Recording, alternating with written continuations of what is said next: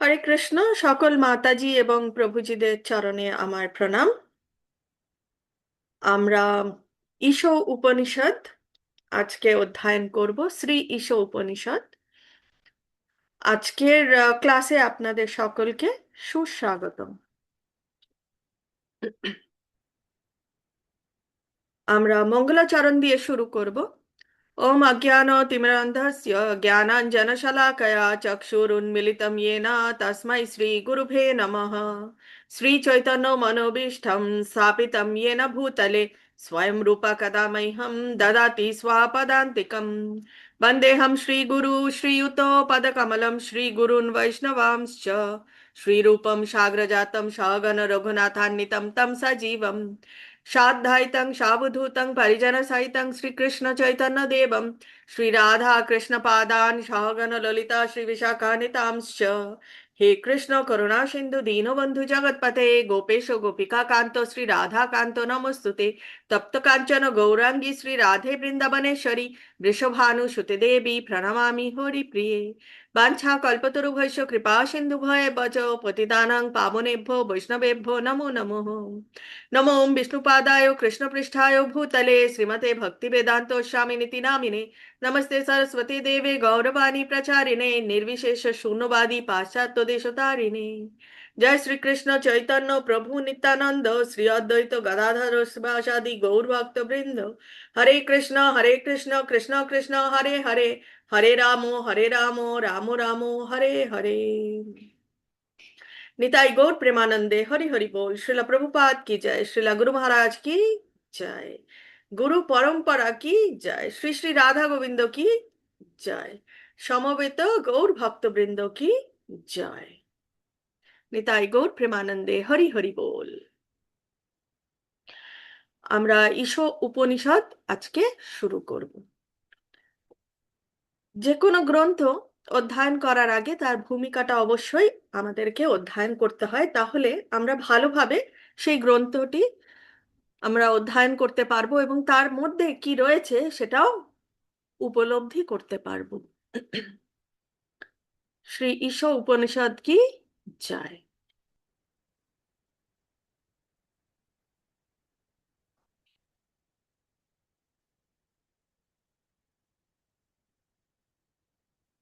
ঈশো উপনিষদ এটাও হচ্ছে অনুবাদ করেছেন কে? শ্রীল অভয় চরণারবিন্দ ভক্তি বেদান্ত স্বামী প্রভুপাদ, মানে এসি ভক্তি বেদান্ত স্বামী প্রভুপাদ, যার ভগবদ গীতা আমরা অধ্যয়ন করেছি। তারই আমরা তিনি যে সংস্কৃত থেকে ইংরাজিতে অনুবাদ করেছিলেন এবং তার থেকে অন্যান্য ভাষায় অনুবাদ হয়েছিল। এখানে বাংলায় অনুবাদ করেছেন শ্রীমৎ শুভক স্বামী মহারাজ।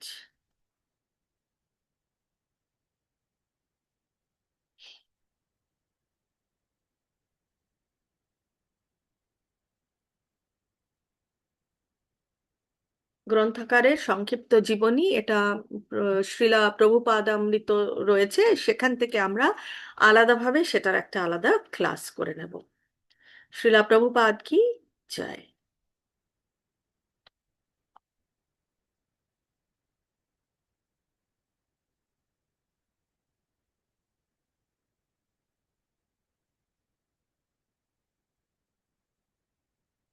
ওম নমো ভগবতে বাসুদেবায়, ওম নমো ভগবতে বাসুদেবায়, ওম নমো ভগবতে বাসুদেবায়।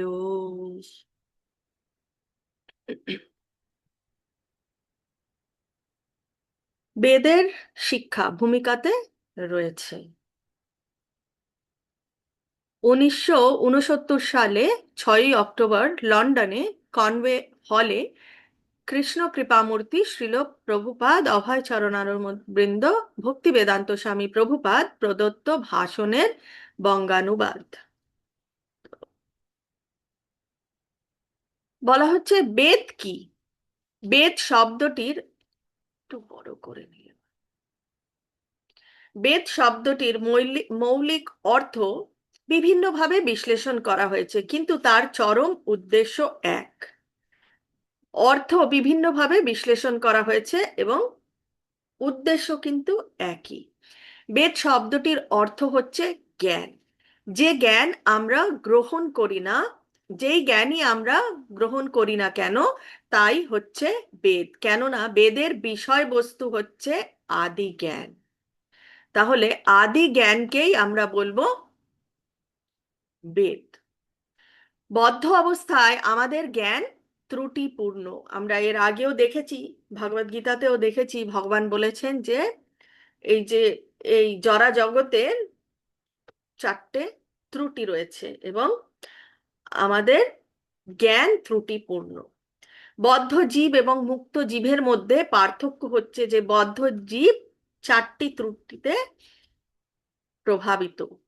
তার প্রথম হচ্ছে ভ্রম। সেটা কি? সেটা হচ্ছে সে ভুল করতে বাধ্য। আমরা কথায় কথায় বলে থাকি একটা কথা, সেটাও এখানে রয়েছে। এখানে বলা হয়েছে মানুষ মাত্রই ভুল করে, সেটি বদ্ধ জীবের একটি ত্রুটি। আরেকটি ত্রুটি হচ্ছে প্রমাদ। প্রমাদ কথাটির অর্থ হচ্ছে মোহগ্রস্ত হওয়া এবং অবাস্তবকে বাস্তব বলে মনে করা, সেটা হচ্ছে মায়া। আমরা প্রতিনিয়ত কি করি? আমরা অবাস্তবকেই বাস্তব বলে কিন্তু মনে করি এবং সেটাই হচ্ছে মায়া। তৃতীয় ত্রুটি হচ্ছে প্রতারণা করার প্রবৃত্তি। সকলেরই অপরকে প্রতারণা করার প্রবণতা রয়েছে। এবং সর্বশেষ যেটা, সেটা হচ্ছে আমাদের ইন্দ্রিয়ের অপূর্ণতা। আমাদের দৃষ্টিশক্তির জন্য আমরা কত গর্বিত হই, কিন্তু আমাদের দৃষ্টিশক্তির, যেই দৃষ্টিশক্তির জন্য আমরা অনেক গর্ব করি, সেটাও কি আসলে ত্রুটি ছাড়া রয়েছে? না, সেটাও ত্রুটিপূর্ণ।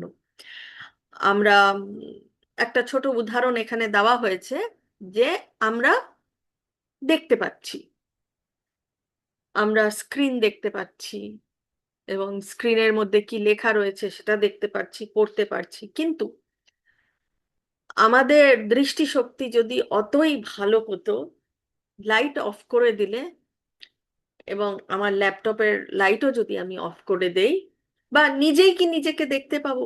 দেখতে পাবো না। অতএব ত্রুটি আমাদের রয়েছে। তো এই অপূর্ণ ইন্দ্রিয়ের দ্বারা বেদ বা জ্ঞান লাভ করার আশা করতে পারি না। আমরা আমাদের অপূর্ণ ইন্দ্রিয়ের দ্বারা কিন্তু বেদ বা কোনো জ্ঞান আশা করতে পারি না। বদ্ধ জীবনে এই সমস্ত অক্ষমতা বশত আমরা কাউকে পুনর্জ্ঞানও দান করতে পারি না। আমরা নিজেরাই ত্রুটিহীন নই, আমরা ত্রুটিপূর্ণ, সকলেই ত্রুটিপূর্ণ। তাই আমরা কি করতে হবে? আমাদেরকে আমাদেরকে বেদকে যথাযথভাবে গ্রহণ করতে হবে। কেন? কারণ আমরা নিজেদের বুদ্ধি দিয়ে নিজেদের মতন করে আমরা কোনো কিছু, যা কিছুই গ্রহণ করব নিজের মতন করে, সেটা কিন্তু সঠিক হবে না। আপনারা বলতে পারেন যে বেদ হচ্ছে হিন্দুদের গ্রন্থ, কিন্তু হিন্দু নামটি কোথা থেকে এসছে? বিদেশিরা এসে আমাদের ধর্মকে, আমাদেরকে হিন্দু বলে চিহ্নিত করেছে। আমরা কি আসলে হিন্দু? আমরা হিন্দু নই। আমাদের যথার্থ পরিচিতি হচ্ছে আমাদের বর্ণাশ্রম ধর্ম অনুসরণ করি, তাই সেই বর্ণাশ্রম ধর্মই হচ্ছে আমাদের ধর্ম। বর্ণাশ্রম কথাটি, দুটি কথা রয়েছে এর মধ্যে, বর্ণ এবং আশ্রম, দুটো একসাথে যুক্ত হয়ে হয়েছে বর্ণাশ্রম। তো বর্ণাশ্রম কথাটি বেদের অনুসরণকারীদের নির্দেশ করে, যারা মানব সমাজকে চারটি বর্ণ এবং চারটি আশ্রমে অন্তর্গত বলে স্বীকার করে। চারটি বর্ণ কি কি? ব্রাহ্মণ, ক্ষত্রিয়, বৈশ্য এবং শূদ্র। ব্রাহ্মণ, ক্ষত্রিয়, বৈশ্য এবং শূদ্র, এটা হচ্ছে চারটি বর্ণ। এবং চারটি আশ্রম কি কি? ব্রহ্মচারী, তারপরে গৃহস্থ, তারপরে বানপ্রস্থ এবং তারপরে সন্ন্যাসী। এই চারটি হচ্ছে আশ্রম এবং বর্ণ হচ্ছে ব্রাহ্মণ, ক্ষত্রিয়, বৈশ্য, শূদ্র। এই চারটি বর্ণ এবং চারটি আশ্রম মিলেই হচ্ছে বর্ণাশ্রম। সমাজের বিভাগগুলি হচ্ছে চারটি বিভাগে বর্ণিত: ব্রাহ্মণ, ক্ষত্রিয়, বৈশ্য এবং শূদ্র। ব্রাহ্মণ হচ্ছেন অত্যন্ত উন্নত বুদ্ধিমান শ্রেণীর মানুষ, যারা ব্রহ্মকে জানেন। একটা পদবি লেগে গেলেই যে সে ব্রাহ্মণ সেটা কিন্তু নয়, তার কিন্তু ব্রহ্ম জ্ঞান হতে হবে, তাহলেই সে ব্রাহ্মণ। এবং তারপরে বলছে যে ক্ষত্রিয় বা পরিচালক গোষ্ঠী হচ্ছে পরবর্তী বুদ্ধিমান শ্রেণীর মানুষ। তারা তারা কারা? তারা আগেকার দিনে আমরা যেখানে দেখেছি যে রাজা, মন্ত্রী বিশেষ, তো সেই সেই উম, বর্ণই হচ্ছে ক্ষত্রিয় বর্ণ। তারপর হচ্ছেন বৈশ্য বা যারা ব্যবসা করেন, বাণিজ্য করেন, সেই গোষ্ঠী।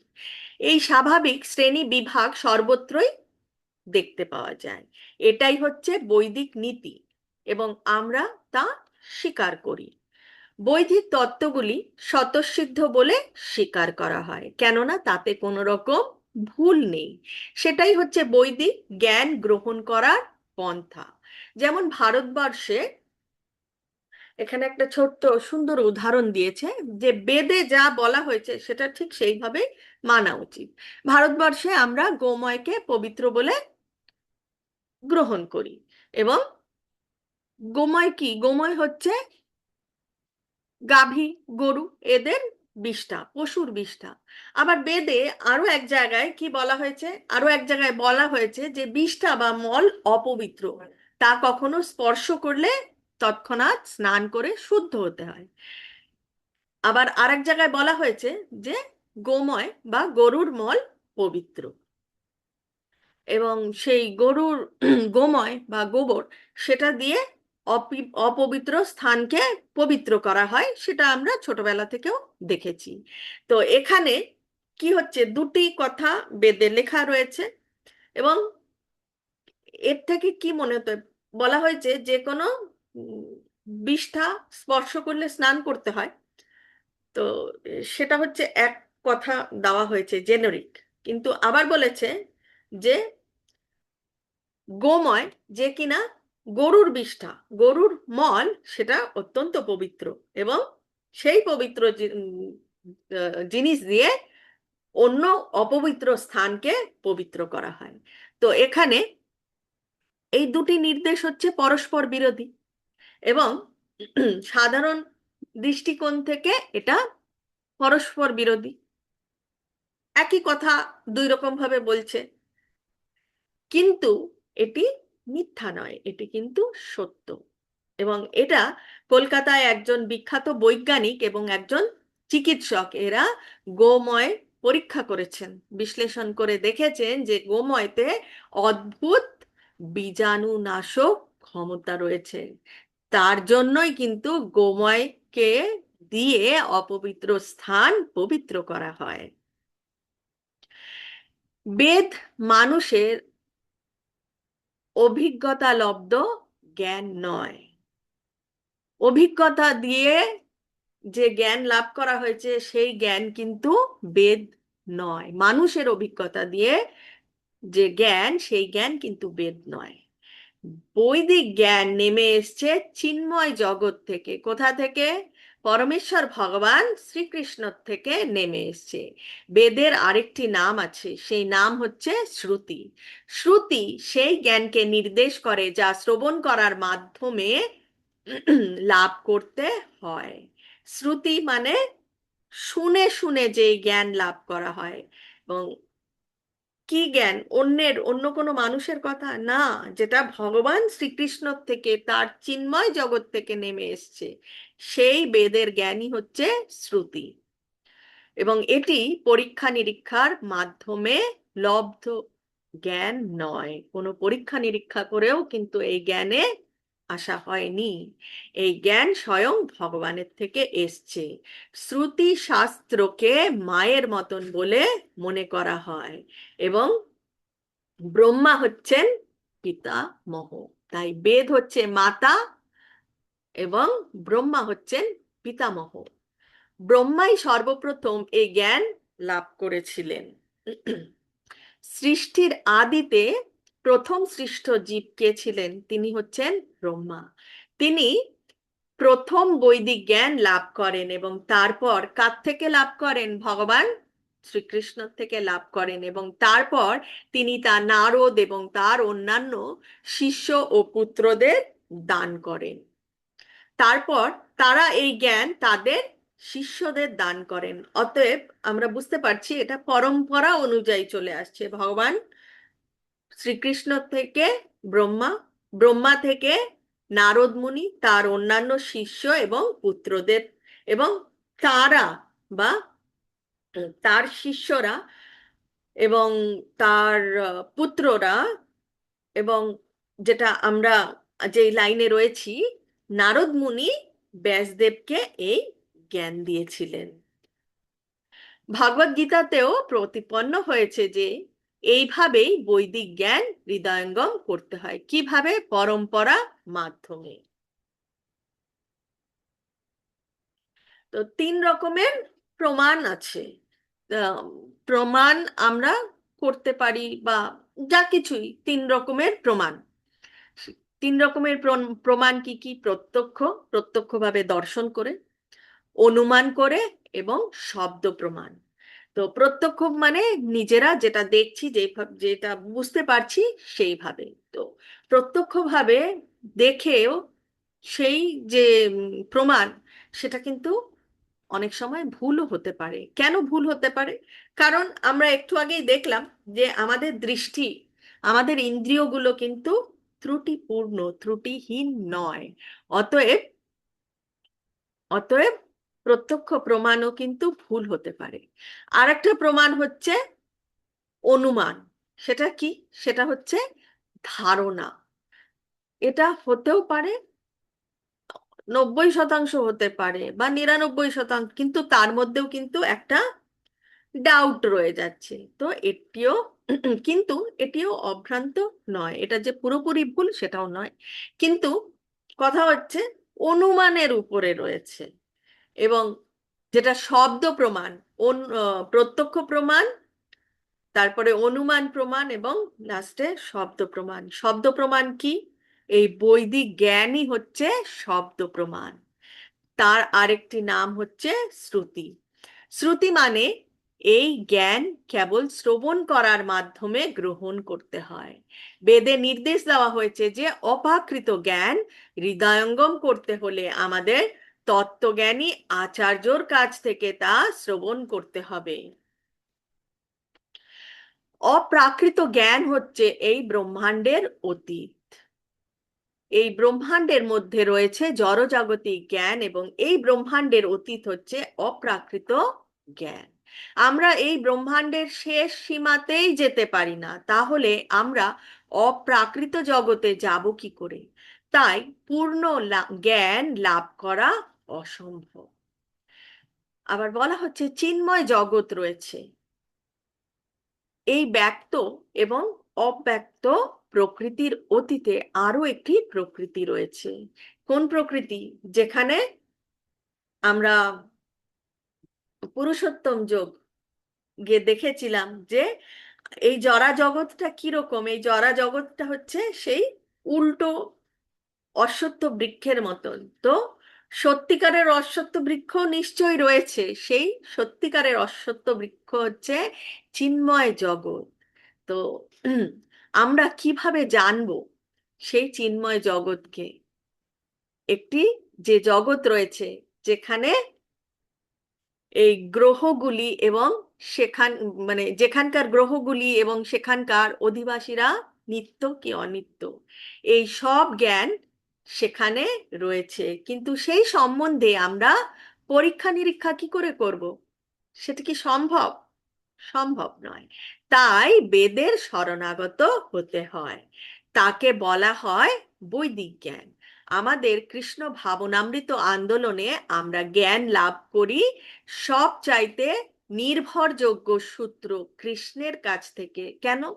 কারণ এই বৈদিক জ্ঞান কার থেকে এসছে? ভগবান শ্রীকৃষ্ণর থেকে এসছে। সে আমাদের এই জগতের বাইরের থেকে এই জ্ঞান এসছে। সর্বশ্রেণীর মানুষই শ্রীকৃষ্ণকে সবচাইতে নির্ভরযোগ্য সূত্র বলে মনে করেন। অতএব এই যে বৈদিক জ্ঞান, এটাই হচ্ছে আসল জ্ঞান। আপাত দৃষ্টিতে শঙ্করাচার্য ছিলেন নির্বিশেষবাদী, যিনি নির্বিশেষবাদ, নির্বিশেষ ব্রহ্ম প্রচার করে গেছেন। কিন্তু প্রকৃতপক্ষে তিনি ছিলেন প্রচ্ছন্ন সবিশেষবাদী। ভগবদ্গীতায় তার ভাষ্য তিনি লিখেছেন, পরমেশ্বর ভগবান নারায়ণ মহাজাগতিক প্রকাশের অতীত। এবং আমরা যে গীতার মাহাত্ম্য পড়ি সেটাও কিন্তু এই শঙ্করাচার্য, আদি শঙ্করাচার্যই লিখেছেন। এবং তার পুনরায় তিনি দৃঢ়ভাবে প্রতিপন্ন করেছেন যে সেই পরমেশ্বর ভগবান নারায়ণ হচ্ছেন শ্রীকৃষ্ণ। এবং কোন শ্রীকৃষ্ণ সেটাও তিনি বলে গেছেন, দেবকী এবং বসুদেবের পুত্র, যিনি ভগবান শ্রীকৃষ্ণ রূপে আবির্ভূত হয়েছেন। ঠিক আছে, তিনি হচ্ছেন পরমেশ্বর ভগবান। যেহেতু বৈদিক জ্ঞান হচ্ছে পবিত্র, তাই আমরা তা স্বীকার করি। কৃষ্ণ যা বলেছেন আমরা তাই স্বীকার করি। তাকেই বলা হয় কৃষ্ণ ভাবনার অমৃত। তার ফলে সময়ের অপচয় হয় না। আপনি যদি নির্ভরযোগ্য সূত্র থেকে জ্ঞান লাভ করেন, তাহলে আপনার সময় কখনোই নষ্ট হবে না। নির্ভরযোগ্য যে পরম্পরার মাধ্যমে যে জ্ঞান আসছে, সেই জ্ঞান যদি আমরা লাভ করার চেষ্টা করি, সেই শ্রুতি যদি আমরা শুনি, তাহলে আমাদের সময়টা নষ্ট হয় না। ব্রহ্ম সংহিতায় বলা হয়েছে, সেই মনের গতিতে, আমাদের মনের গতি কত কত দ্রুত সেটা আমরা নিজেরাও বুঝতে পারি। আমরা ভগবদ গীতায়ও দেখেছি, অর্জুনও বলছিলেন চাঞ্চলম হি মনা কৃষ্ণা, বলছে অর্জুন বলেছিলেন যে আমি বায়ুকে হয়তো আমার বাঁকে আনতে পারবো, কিন্তু মনকে বাঁকে আনা খুব কঠিন। তো আমাদের মন খুব দ্রুত গতিতে অনেক দূর দূর ছুটে যায়।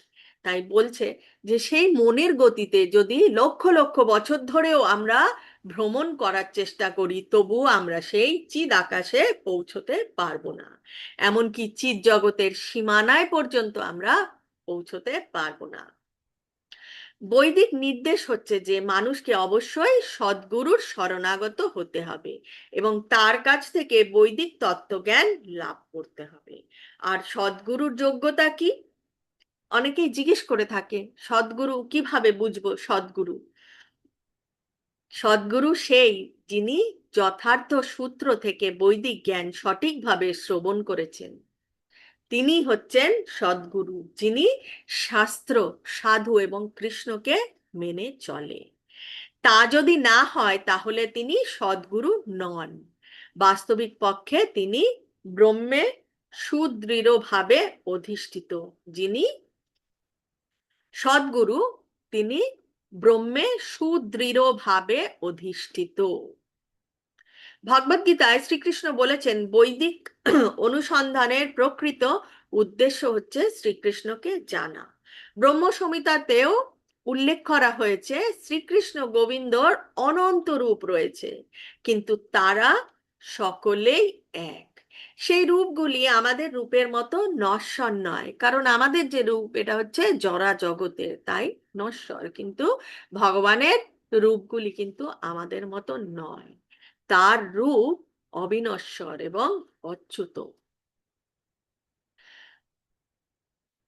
আমাদের, আমরা যে যেখানে রয়েছি, বা আমি আজকে এই জায়গায় রয়েছি, এখানে বসে আছি, কিন্তু আমি কি এখন আমার যে কক্ষ, আমার যে ঘর, আমি সেখানে আছি? না, আমি নেই। আমি এখন যেখানে বসে আছি আমি সেখানে আছি, আমি আমার ঘরে নেই। তো আপনিও, আপনারা ওখানে বসে আছেন, তাই এখন আপনারা অন্য কোথাও নেই, যেখানে আছেন আপনারা সেখানেই আছেন। কিন্তু ভগবান শ্রীকৃষ্ণ একই সময়, আমরা একই সময় দুই জায়গায় থাকতে পারি না। মন হয়তো অন্য জায়গায় থাকতে পারে, কিন্তু আমি এখানে রয়েছি। কিন্তু শ্রীকৃষ্ণ একই সময় সর্বত্র বিরাজ করতে পারে। তিনি গোলক বৃন্দাবনেও থাকতে পারেন একই সময়, আবার সেই সঙ্গে তিনি সর্বত্রই সর্বব্যাপ্ত। তিনি আদি পুরুষ, তিনি সবচাইতে প্রাচীন পুরুষ। কিন্তু তিনি ছবিতে আমরা তাকে যে যে দেখতে পাই, তাকে কিন্তু একটা ইয়াং ম্যান হিসেবে দেখতে পাই। তার রূপ হচ্ছে 15-16 বছরের একটি যুবকের মতো। আমরা কখনো তাকে কিন্তু বৃদ্ধ রূপে দেখি না। ভগবান কিন্তু আদি পুরুষ, তিনি যুগ যুগ ধরে রয়েছেন, কিন্তু তাও তার যে ছবি, তার ছবি কিন্তু একদম ইয়াং ম্যানের মতন, মানে 15-16 বছর বয়সের এক একটি যুবকের মতো। আপনারা ভগবদ গীতায়, যে আমাদের কাছে ভগবদ গীতা রয়েছে, সেখানেও আমরা অর্জুনের ছবিও দেখতে পাই, ভগবান শ্রীকৃষ্ণের ছবিও দেখতে পাই। এই যে মহাভারতের যে যুদ্ধ হচ্ছে, কুরুক্ষেত্রের যুদ্ধ হয়েছে, সেই সময় ভগবানের বয়স কত ছিল? মানে দেবকী এবং পিতা বসুদেবের যে পুত্র রূপে এসেছিলেন, সেই দেবকী এবং বসুদেবের পুত্র রূপে তার এই জরাজগতে, এই দাপর যুগে কুরুক্ষেত্রের যুদ্ধের সময় তার বয়স ছিল 100 বছরের ওপরে, কি আহ, হ্যাঁ, 100 বছরের ওপরেই হবে, তার নিচে নয়। কিন্তু তাও আমরা সেই ছবিটাতে কিন্তু ভগবানকে কি 100 বছরের দেখতে পাই? দেখতে পাই না। 100 বছরের ওপরেই ছিল, 120 বছর খুব সম্ভবত ছিল, কোনো কোনো শাস্ত্রে লেখা রয়েছে। কারণ তখন তার প্রপৌত্র ছিল, এবং পুত্ররা তো ছিলই, প্রপৌত্ররাও ছিল, এবং প্রপৌত্রীরাও কিন্তু সেই 15-16 বছর বয়সের মতনই ছিল। কিন্তু তাও ভগবানকে ঠিক একটি বালকের মতনই দেখতে পাওয়া যায় সেই ভগবদ গীতার ছবিতে, বা আমরা যেই ছবি দেখি না কেন। ভগবান শ্রীকৃষ্ণ কখনো বৃদ্ধ হন না, সেটি হচ্ছে তার অচিন্ত শক্তি। যদি বৈদিক শাস্ত্র পাঠ করে আমরা ভগবান শ্রীকৃষ্ণের অনুসন্ধান করতে চাই, তাহলে আমরা ব্যর্থ হব।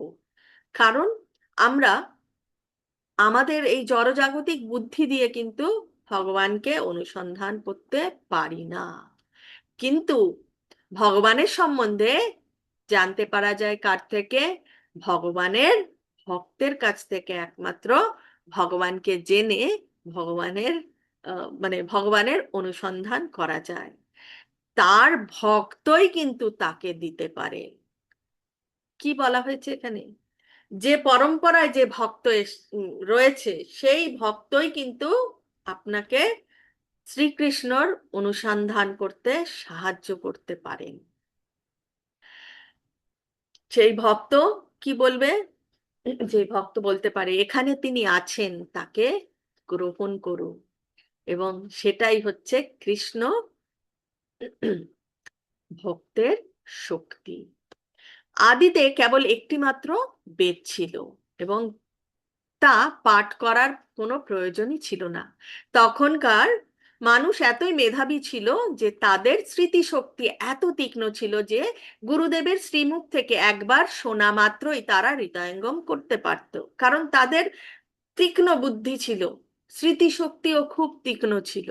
তারা তৎক্ষণাৎ তার পূর্ণ তাৎপর্য উপলব্ধি করতে পারত। কিন্তু আজ থেকে 5000 বছর আগে ব্যাসদেব আমাদের মতন মানুষদের, এই যে কলিযুগের মানুষদের, অধঃপতিত মানুষদের জন্য ব্যাসদেব লিপিবদ্ধ করে গেছেন। তিনি জানতেন যে ধীরে ধীরে এই যুগের মানুষের আয়ু কমে যাবে, এবং তার সাথে স্মৃতিশক্তিও দুর্বল হবে, এবং বুদ্ধি আমাদের নষ্ট হয়ে যাবে। তাই তিনি লিপিবদ্ধ করে গেছেন, যাতে কলিযুগের বুদ্ধিহীন মেধাহীন মানুষেরা অন্তত সেই জ্ঞানটুকু লাভ করতে পারেন। তিনি বৈদিক বেদকে 4টি ভাগে বিভক্ত করেছেন: ঋক, সাম, অথর্ব ও যজুর। তারপর তিনি তার বিভিন্ন শিষ্যদের ওপর এই সমস্ত বেদের ভার ন্যস্ত করেছেন। তারপরে তিনি অল্প বুদ্ধি সম্পন্ন স্ত্রী, কেন বলা হয়েছে অল্প বুদ্ধি সম্পন্ন স্ত্রী?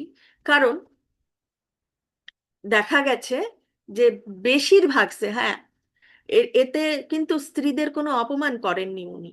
কারণ বেশিরভাগ ক্ষেত্রেই দেখা গেছে যে স্ত্রীরা, তারা তাদের নিজ কর্মেই কিন্তু সবসময় ব্যস্ত, গৃহকর্মে ব্যস্ত।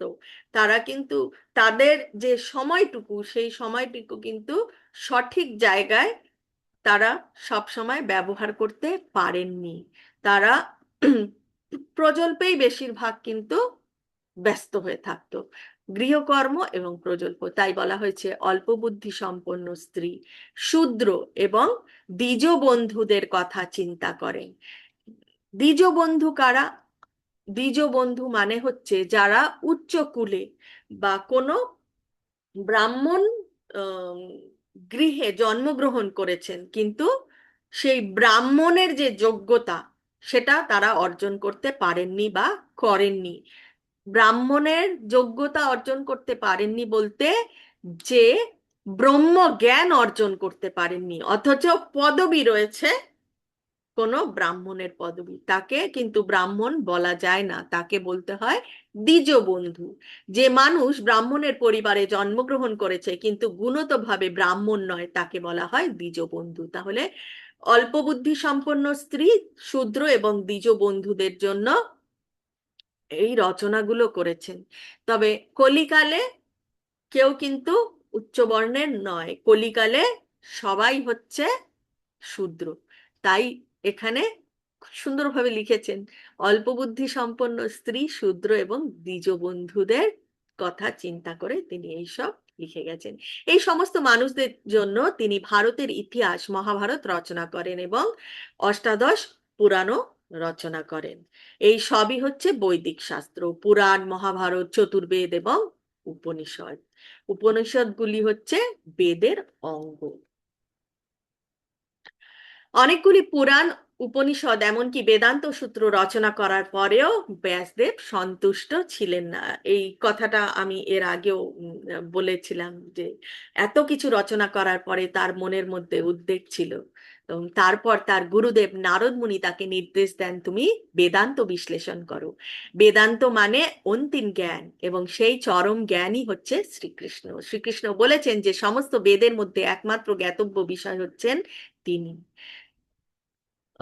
ভগবদ গীতার পঞ্চদশ অধ্যায়ের পঞ্চদশ শ্লোকে তিনি বলেছেন, সর্ব সর্বস্য চাহম হৃদি সন্নিবিষ্ট মত স্মৃতির্জ্ঞানম অপোহনম চ।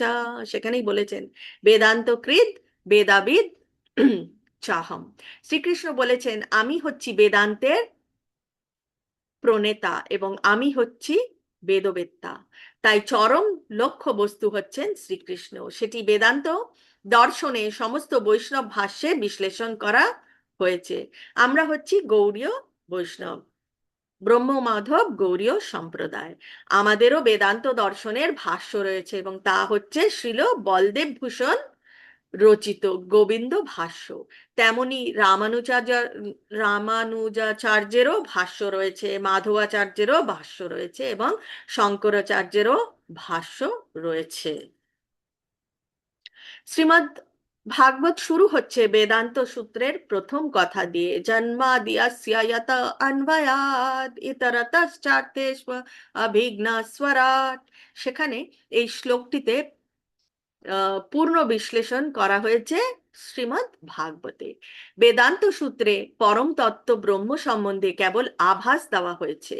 পরম তত্ত্ব হচ্ছে সেই বস্তু যা থেকে সব কিছু প্রকাশিত হয়েছে, এটি কেবল সারমর্ম। কিন্তু শ্রীমদ্ ভাগবতে তা বিস্তারিতভাবে বিশ্লেষণ করা হয়েছে। সবকিছুই যদি পরম তত্ত্ব থেকে প্রকাশিত হয়, তাহলে সেই পরম তত্ত্বের স্বাভাবিক বৈশিষ্ট্য কিরকম, সেই সম্বন্ধে শ্রীমদ্ ভাগবতে বিশ্লেষণ করা হয়েছে। সেই পরম তত্ত্ব অবশ্যই হচ্ছে চেতন। তিনি স্বয়ং প্রকাশ, মানে তিনি সরাট। আমরা অন্যের কাছ থেকে জ্ঞান লাভ করার মাধ্যমে আমাদের চেতনা এবং জ্ঞানের বিকাশ সাধন করি, কিন্তু তিনি হচ্ছেন স্বয়ং জ্ঞানময়। পরমেশ্বর ভগবান শ্রীকৃষ্ণ তিনি সরাট, তিনি জ্ঞানময়। সমস্ত বৈদিক জ্ঞানের সারমর্ম হচ্ছে বেদান্ত সূত্র এবং তার রচয়িতা স্বয়ং সেই বেদান্ত সূত্রের বিশ্লেষণ করেছেন শ্রীমদ্ ভাগবতে। কে করেছেন? ব্যাসদেব। যারা যথার্থভাবে বৈদিক জ্ঞান লাভ করতে চান তাদের আমরা অনুরোধ করব তারা যেন শ্রীমদ্ ভাগবত এবং ভগবদ গীতা থেকে সমস্ত বৈদিক জ্ঞানের বিশ্লেষণ হৃদয়ঙ্গম করার চেষ্টা করে। এই হচ্ছে ভূমিকা। আমি সবার জন্য একটা ছোট্ট হোমওয়ার্ক দিয়ে রাখবো। একটা খুব সুন্দর শ্লোক আছে, আমি অলরেডি পাঠিয়ে দিয়েছি আপনাদের সবাইকে, শ্রী ঈশ উপনিষদ। সেখানে প্রথম শ্লোকটা আমি সকলকে বলবো চেষ্টা করে মুখস্থ করার। আমি একটু শুনিয়ে দেব কিভাবে উচ্চারণ করতে হয়, আমি রেকর্ডিংও পাঠিয়ে দেব গ্রুপে। তো আপনারা চেষ্টা করবেন, প্র্যাকটিস করবেন, যাতে কালকে আমরা সবাই একসাথে এই শ্লোকটা পড়তে পারি। এখানে ভগবানকে আহ্বান করা হচ্ছে। শ্লোকটা একবার বলে নেই, সময় আমাদের কমেই আসছে, 2 মিনিট মতন রয়েছে। ওম পূর্ণমদ পূর্ণমিদম পূর্ণাৎ পূর্ণমুদচ্যতে পূর্ণস্য পূর্ণাদমদায় পূর্ণমেবশিষ্যতে। আরেকবার বলবো, ওম পূর্ণমদ পূর্ণমিদং পূর্ণাৎ পূর্ণমুদচ্যতে পূর্ণস্য পূর্ণমদায় পূর্ণমেবশিষ্যতে। হরে কৃষ্ণ। আমাদের ক্লাস আজকে এই অবধি। বাঞ্ছা কল্পতরুভ্যশ্চ কৃপা সিন্ধুভয়েবচ পতিতানাং পাবনেভ্যো বৈষ্ণবেভ্যো নমো নমঃ। अनंत कोटि वैष्णव भक्तवृंद की जय। श्रीला प्रभुपाद की जय। श्रीला गुरु महाराज की जय। गुरु परंपरा की जय। निताई गौर प्रेमानंदे हरि हरि बोल।